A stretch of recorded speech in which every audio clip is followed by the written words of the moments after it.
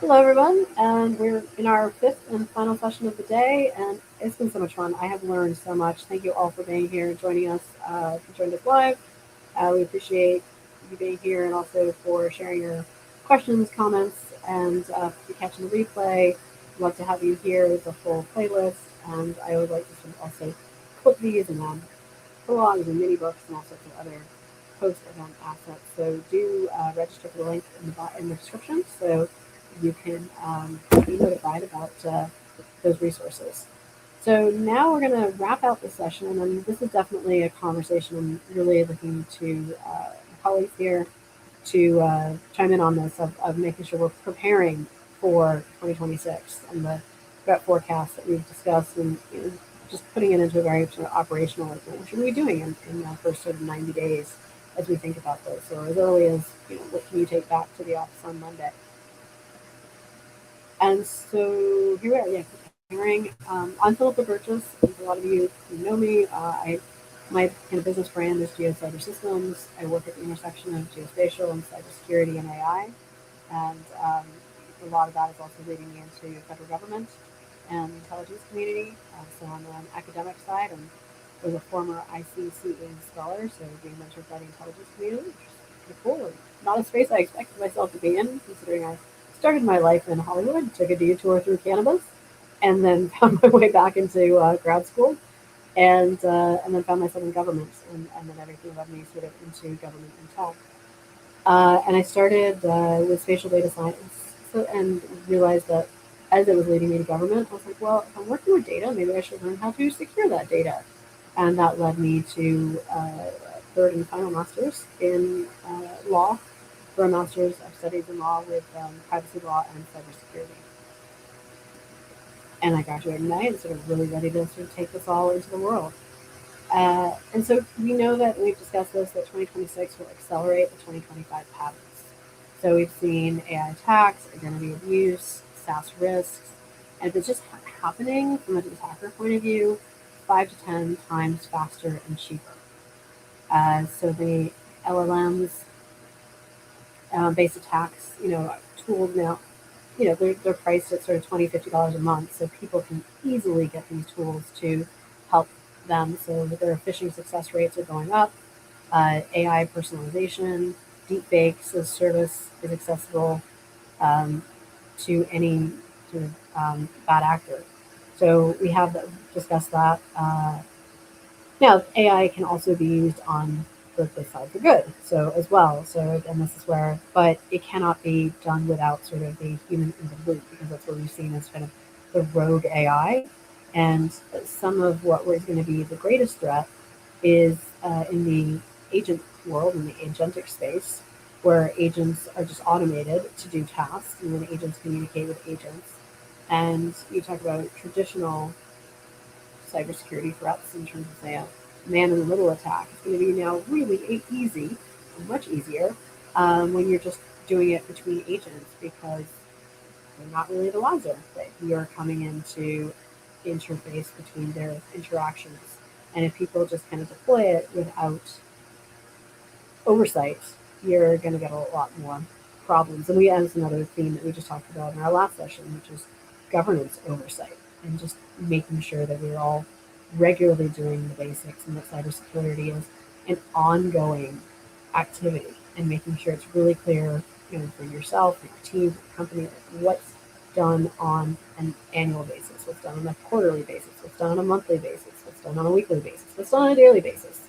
Or even we talked about some very secure departments and systems, to have them re-authenticate every hour is essential, because of the level of secure data that they're working with. So your attack surface is expanded faster than the defenses. So machine identities outnumber humans now 5 to 10 times. Most are unmonitored, rarely rotated, and carry broad permissions. So really good to look at the machine identities and what has permissions where, and to make sure to pull those inactive permissions. We talked about that before, where Sherry was saying, hey, if someone in my system hasn't logged in 30 days, like, we can deactivate them. If they come back, they can let us know, but we don't know who they are, where they are, right now, if they're not using that system, why should they have access to it? And we should be thinking about that not just for our human identities, but our machine identities. And even at the most basic level, everybody who's using ChatGPT, Claude, Copilot, Perplexity, uh, Gemini, and I know there's a new one that's a Claw. What's the Claw one that everybody's talking about?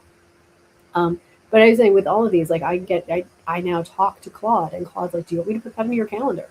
And Perplexity's like, "Yeah, I can get into your email and I can organize all sorts of things for you, and I can answer all sorts of your questions." So with the LLMs now in all of our data, just even personally, we should be thinking about what has access, and to not necessarily just leave that as open access.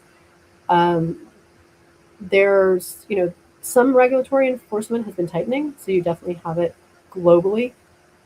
But we have, so GDPR is really big in India. There's the uh, DPD, DPDP, and of course California has its CCPR and sorry CCPA, CCPA, and I'm confusing that with GDPR. GDPR is Europe, CCPA is California, but we as the United States only have a data privacy law in California, and that's really comprehensive. And other states have them, but they're very much either coming online or they're sort of a patchwork. But we don't have any federal. And if you really think about like who goes after all of this stuff, it's coming from the FTC, and it's like how resourced are they to actually go after these companies that have gross negligence? So we don't really have that compliance gate that is necessary. Uh, but for companies, because these breaches happen so frequently, these attacks, these data leaks, uh, compliance and security are a very important strategic investment.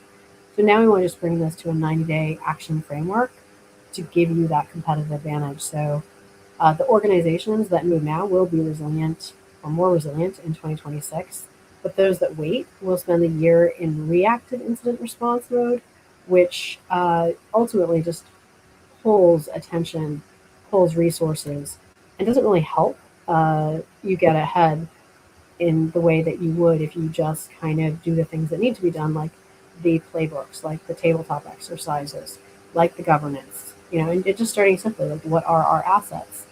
Um, so again, we're going to see more of this machine identity crisis because this is an attack surface that most organizations have not inventoried. And so 60% of breaches involve machine identities, and we're seeing right now 20% of a security budget allocated to them. So why attackers prefer machine identities? They're long-lived, they rarely rotate, versus human password resets, which can be quarterly, or even you know uh, in shorter time frames. Uh, they're accessible via code repos, deploying configurations and cloud metadata, and often created with and so yeah, they're often created with broad permissions of contributor, owner, admin, and just less security because it's an automated process that attracts fewer eyeballs and people just aren't looking at it. So it's going to be uh, just a high target. So why your board should care, your CEO, your company.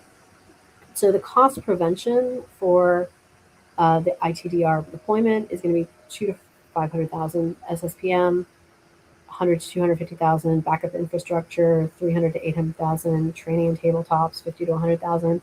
Okay, so that cost is a real cost. So right now with all of that, you're looking somewhere between 650 and 1.7 million. On the other side, what is the cost of a breach? It's a 12 to 1 ratio. So a ransomware could cost you anywhere from 1 to 5 million. Uh, incident response recovery, 500,000 to 2 million. Fines for GDPR or FTC could be anywhere from 1 to 50 million. The disruption and churn for your business could be anywhere from 5 to 100 million. So now you're looking at an 8 million to a 700, numbers right here. Um, yeah, sort of like you're looking at an $8 million to $150 million plus problem.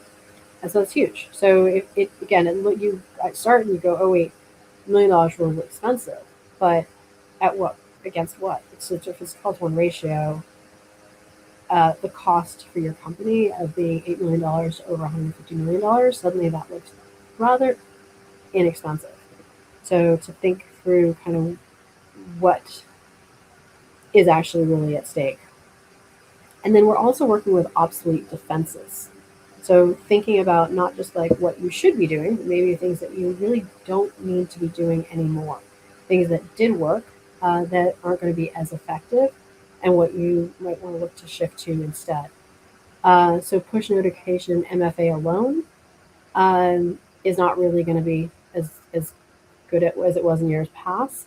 You want to make sure that you have phishing resistant MFA, FIDO2, WebAuth that eliminates AITM bypass entirely. Annual security awareness training. And that has been, well, first of all, and this is me, my opinion, a lot of trainings are really boring. And I think, given my Hollywood background, I'm like, can we have more fun? Can we just make them more entertaining? Because you have these most incredible stories. Every cybersecurity breach is a story.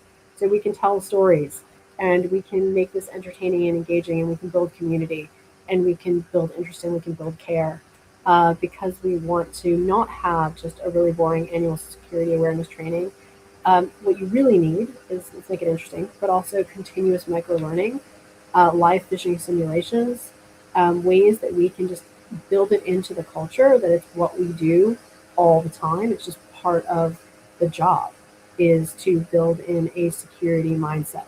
Just like going home and saying, oh, I only lock my door once a year, then it's fine. Or I only, to me, if you have a code on your phone, you're doing cybersecurity, and you probably use that code every day, multiple times a day, great. That's how you should be thinking about all of the things that we interact with. Um, Trusting SaaS vendors by default. I think a lot of us have done this, and we see, hey, it's a free download. Hey, it's new, it's shiny, it's a new toy we can play with. It's not always going to be that secure and just be understanding. So moving to from SSPM to continuous OAuth app auditing, remove rogue apps at registration, and just be really, just have less trust in the digital system. Um, Thinking prevention, we need to evolve that thinking into thinking resilience. So assume a breach and then measure containment velocity. That actually is something that was talked about widely in our event today, because um, when you think prevention, it's either there's going to be a breach or there's not going to be a breach. And you should just move past that. There's going to be a breach. So now, how do we have resilience against that breach? So assume that breach and then measure the containment velocity. Terms that were used today is blast radius segmentation. So making sure that when they do get into a system or something bad happens, it's contained and it doesn't get to have access to everything everywhere. They can keep moving through the system. So perimeter first defense. Now we have another identity layer investment. So IDTR, SSPM, zero standing privilege.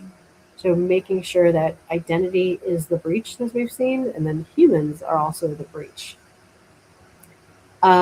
We should signature-based malware detection. Now there's behavioral EDR, detect sequences and anomalies, not known hashes. So this goes back to having a really good baseline. You can't know what's wrong if you don't know what it's normally supposed to look like.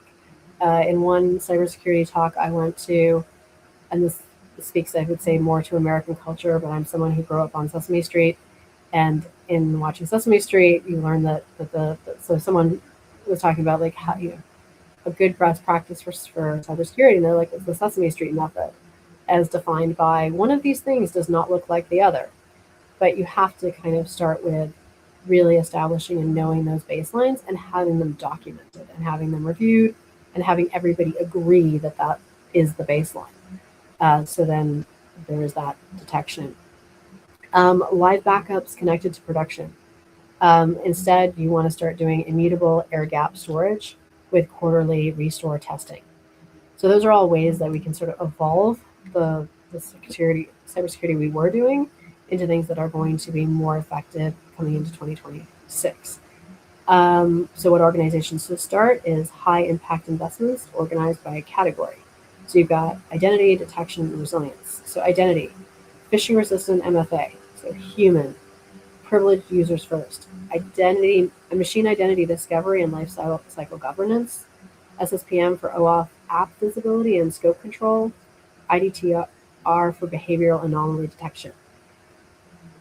On detection, this is a big one we were talking about, and you guys covered before. It's like how long the attackers are living in the system, and we're seeing that they're there for days, weeks, months before they're actually identified as as a threat. And so, managing exfiltration so that can again limit what can actually happen when they're in the system, or containment so they cannot move through the system.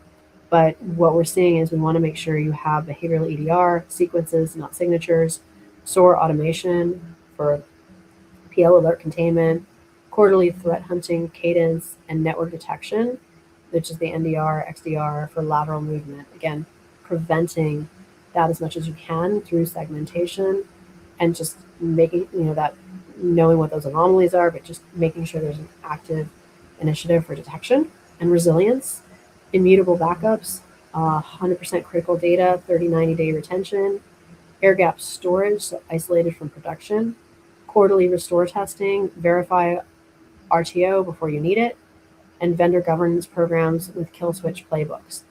Vendor governance is huge because a lot of times you're not the breach or the leak, but they are. If you go back to the Target, which was huge, that was a huge story. They were there at the shopping weeks between Thanksgiving and Christmas, and they were there for 3 weeks pretty much undetected, and it came in through a vendor. And they were able to sort of get into the system, and they were able to get credit card and personal identifying information, PII, from so many customers. It costs banks millions and millions of dollars to reissue all of those customer credit cards that had to be canceled. And it was massive. And the alert was there. Somebody in India detected it and reached out to Minnesota, and the call was ignored. And so there were just, when you look at that as a case study, there were just so many ways in which that one fell apart and did not manage it in a way that, like I said, had so much impact, both from credit card information, PII, and just reputational damage.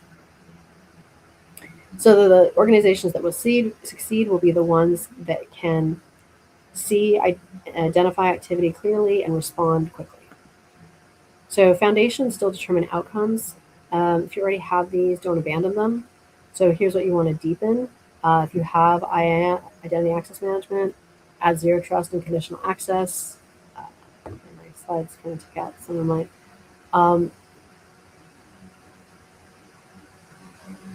I'm going to go back a slide here.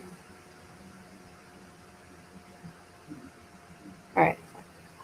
So yeah, not like, I can see my J. I'm not as familiar with this acronym, so I'm going to need help. Privileged access and kill standing admin roles. If you have segmentation, deepen microsegmentation, isolate backups and critical assets from production network. If you have playbooks, automate execution via SOAR, track dwell time, MTTR, and MTTC. Target 20% year-over-year improvement.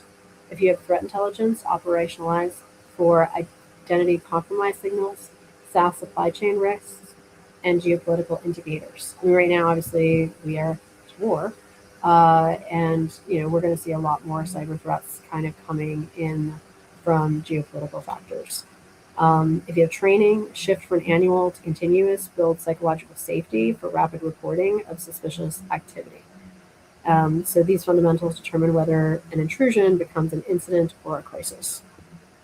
And really just being operating from the mindset of a crisis will happen. So how are you prepared for that and are going to handle that? So for a realistic start to 2026, let's say, starting Monday, weeks 1 and 2, assessment and quick wins. So audit OAuth apps, M365, Salesforce, Google Workspace, disable user self-consent, inventory all service accounts and non-human identities, disable push notification MSA for admins, enable export audit logging in critical SaaS, and then building on that, starting to plan and budget justifications.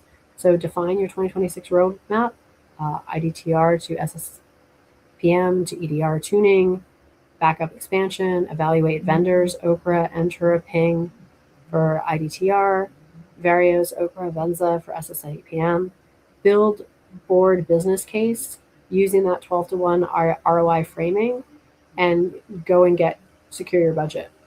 Get the money that you're going to need to get the people and the resources and the tools to actually deliver on this. Weeks 5 through 8, pilot and get your. If you don't have a playbook, put your playbook together. If you have a playbook, revisit it, revise it. So you'll be deploying your IDTR to 10 to 20% of users, tune baselines, target less than 10% false positive rates. So an SSMP pilot, scan SaaS stack, catalog high-risk apps, remove rogue OAuth grants, draft identity compromise playbook, run first tabletop, and actually, it's John mentioned sort of that impossible travel scenario is a good one to start with. Weeks 9 through 12, you can do a full rollout and base and metrics baseline. So IDTR and SSPM to 100% of users, complete SOC and IR team training, establish baseline metrics, dwell time, MTTR, MTTC, alert accuracy rate, validate backup recovery, RTO, automate, new OAuth grant, export spike, and PO alert. So those are some of the things that kind of just can get you going. And then what you want to do is basically be reducing dwell time for one. But again, what do we want to measure? What do we want to just see, to actually have it in metrics? So dwell time, the current baseline is 11 days, although we've seen many, many incidences that were way longer than that. So can you get that dwell time to under 7 days? And a leader in this would be 2 to 4 days. So MTTR, alert to investigation, are you at 45 to 90 minutes? Can you get that under 15 minutes? And as a leader, can you get that to 5? For MTTC, investigate and contain. Oftentimes that's greater than an hour. Can you get that to under 30 minutes? And as a leader, under 15. Admin FIDO2 coverage, less than 20%. Can we get that to 100? And also as a leader, keeping that 100. Playbook coverage rate, right now less than 40%. Can we get that to greater 80%? And then leaders at greater than 95.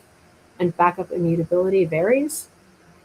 But let's get that to 100% and then keeping that 100% critical. So your North Star is, can you revoke all refresh tokens, disable accounts, remove OAuth apps, and rotate keys in under 30 minutes? So you have something happen, can you, again, all of this is about limiting the blast radius and containment.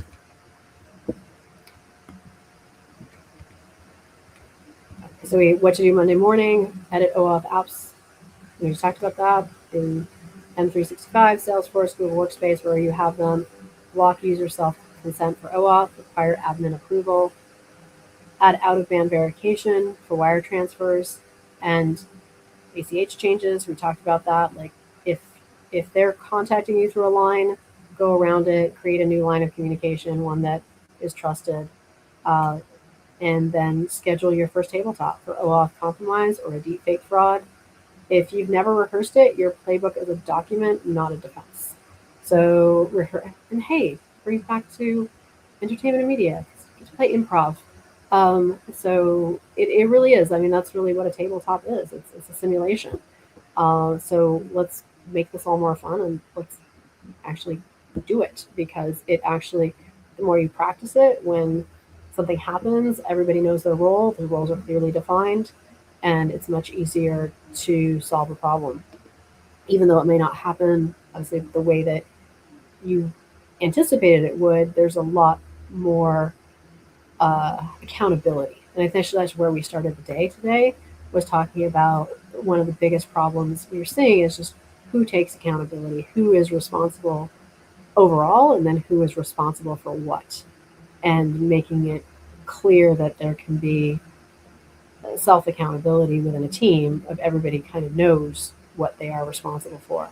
Because with all of this, speed matters more than perfection. So start with visibility and then build from there. So security is now an identity problem, which we talked about. If an attacker can authenticate, they can operate. So identity is now the perimeter. Traditional network edges don't stop authenticated sessions. The front door has moved to the ID.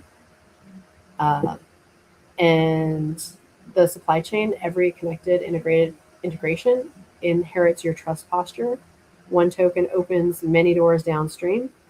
The blast radius, compromised identity, determines the scope of every breach and the speed of attacker movement. So defending is the core mission um, of modern cybersecurity teams. And that's it. Thank you. And now I turn it to my illustrious panel to see how I did. You did amazing. You did amazing. Absolutely amazing. Yeah, no, that was great. I like how you wrapped it all up, like the blast radius and the supply chain. I think that I think segmentations that other than MFA and the FIDO, as you mentioned, the segmentations where to start. Okay, I am going to make an admission though, because I think this benefits our audience. Because I had AI help me write some of this, and I, sort of tumbled it through, and then AI kind of comes back with some terms that I should know, and as soon as you tell me, I will know. But I'm reading some of the stuff, and I'm like, I should know exactly what ITDR stands for, and I need some help. I need to know exactly what SSMPM stands for and EDR. So I was reading these and I'm like, I should know this, but I don't know this. So can we kind of help with some of these definitions?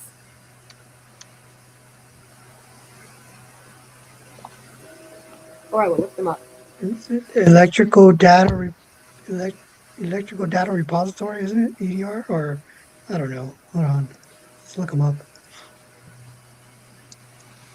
Oh, ITDR is Identity Threat Detection and Response. That is it. Was it Thank you. ITDR, or was it ITDR? Yeah, I had to look EDR? that up. Yep, it is. EDR is there too. Yep. Detection and response. Thank you. Okay. And then I should also know, and we should all know, SSPM. I didn't have to show my hand, but I figure, you know what, we're all here for learning, and it's not fair to the audience for me to say acronyms that I'm not defining, and then I'm like, oh, I don't know exactly how to define. So let me stop and pause for a moment. That is SaaS Security Posture Management. Yeah, there's a lot of DSPM, data security posture management. That one's SaaS. So yeah, there's a lot of that. We've got a lot of acronyms in cybersecurity. How do you know you're in cybersecurity? You know the acronyms. Endpoint detection and response, EDR. EDR, XDR, yeah. All right. And then I know I've come across 100 times, and I should know all of the MTTR and MTTC. Let's see, I'm just looking up all my meanings. Oh, mean time to repair, recover, respond, and resolve. That is our MTTR. And MTTC is... Yeah, those are all resilient data backup, disaster recovery metrics. Yep, mean time to contain. Yeah. Mean time to recover, mean time to contain.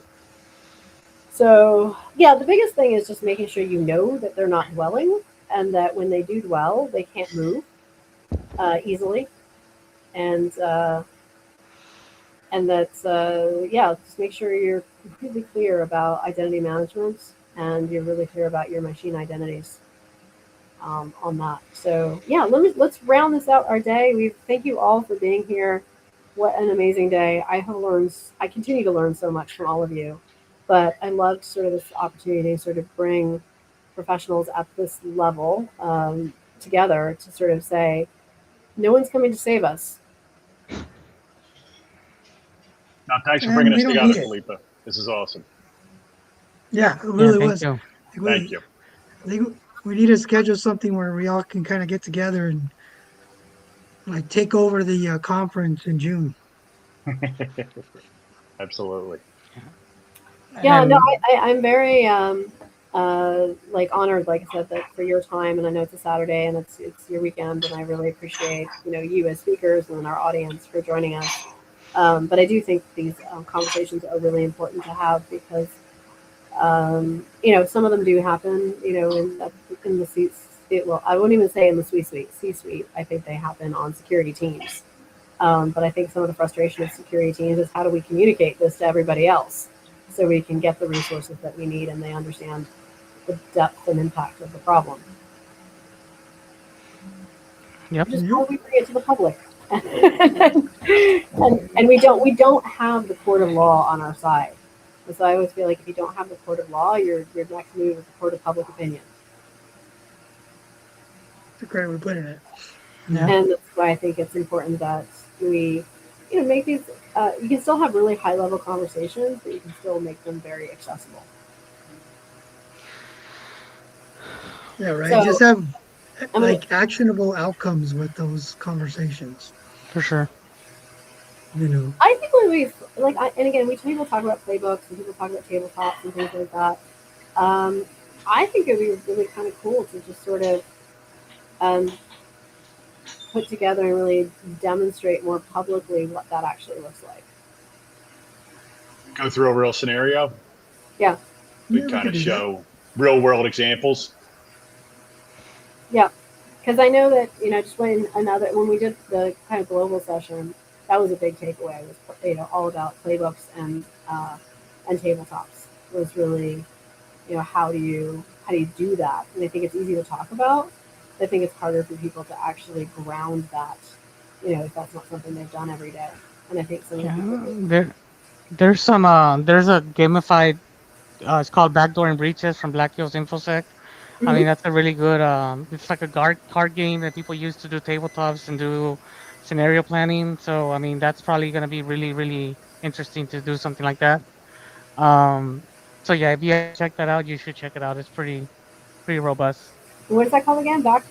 It's from Black Hills InfoSec. It's called Backdoor and Breaches. So they have like the cloud stuff. They have ICS, OT, SCADA, and then they have just normal cybersecurity related tabletops as part of their.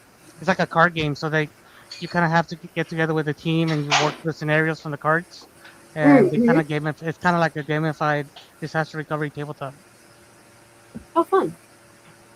All right, maybe we can do play virtually. We all just ship the Hmm, cards to each other, and then yeah, we'll figure it out. But again, I'm so grateful for everybody being here today.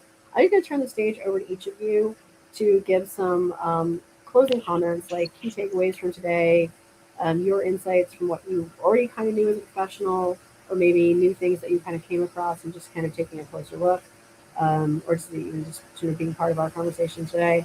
Yeah, I'd love to I'm just going to go from top to bottom on my screen. John. Yeah, Philip, I want to say thank you so much for bringing us together. It's great to be able to just brainstorm with others in the industry. And please know that, yeah, cybersecurity is everybody's job. And if we share our experiences and get to know what the organization is really going for, we can support it better.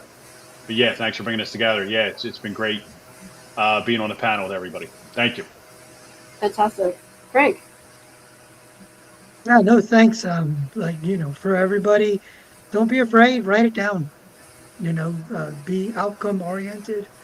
A lot of people, when it comes to cybersecurity, they look at everything they have to do and they become the victim and it can't be done. I have total and complete faith in you and your capabilities and what you can do. And just take those small baby steps to get to where you want to be and let us know how we can help. Fantastic. Durs. thanks Felipe for having us.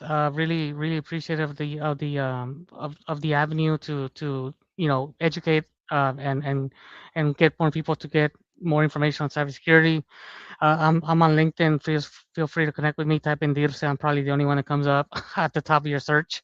And shameless plug, I'll be at RSA speaking on cyber threat intelligence, AI, enabling the fostering between the ISACs, so FS ISAC, retail ISAC, healthcare ISAC. I used to be a insider working group chair for the FS ISAC in a previous life, so that's why I got invited. I'm representing a Raíces Cyber, a nonprofit for Hispanic and Latin Americans that are in the cybersecurity field, which are minority and few and far between. We need more. We need more cybersecurity operators in the field because one team, one effort, right? I mean, we're out man on gun, and we got to continue just to fight the good fight. So this is definitely one of the areas to help out with that, and I really appreciate it. And looking out for the next event. Thank you. Fantastic. And I think Sherry was saying she might be having some connectivity issues. I will yield the stage to you if you can connect. Yeah, my signal's a little choppy, but yeah, everything was great. Everything was good. Good information. It's amazing how everything is connected, which we all know that anyway in our field. Very good information. Thanks everybody, and thanks for inviting me. Yeah, absolutely. It's And just to remind everybody in our crew, we're all NICE, which is part of the National Initiative for Cybersecurity Education, Cybersecurity Career Ambassadors, and I sort of love our community, and I'm so grateful for everybody in our community for stepping up and collaborating, and it's our mission to make cybersecurity pathways both visible and easier and yeah, just support people in their journey into cybersecurity careers. And I think even like as I'm been coming into the field, seeing how supportive and collaborative and just wonderful everybody is in this field. So I think before I started, I was very intimidated by it. If you said cybersecurity, I immediately would think, oh, not me. And I've been completely transformed in the last 3 years of my academic journeys. And then, of course, like I said, as a spatial data scientist, which is where I started with this, I realized if I'm going to look at data, I want to know how to keep it secure. And so, even if you don't think of yourself as a cybersecurity professional, there are probably so many roles in the world that would just be so much better at what they do by having a cybersecurity and a security posture. I'm And with hoping I that, have to leave my role to go play in the PGA, but I'll keep in touch. I'll let you know. I love it. All right. Thanks, everybody. Thanks, everybody.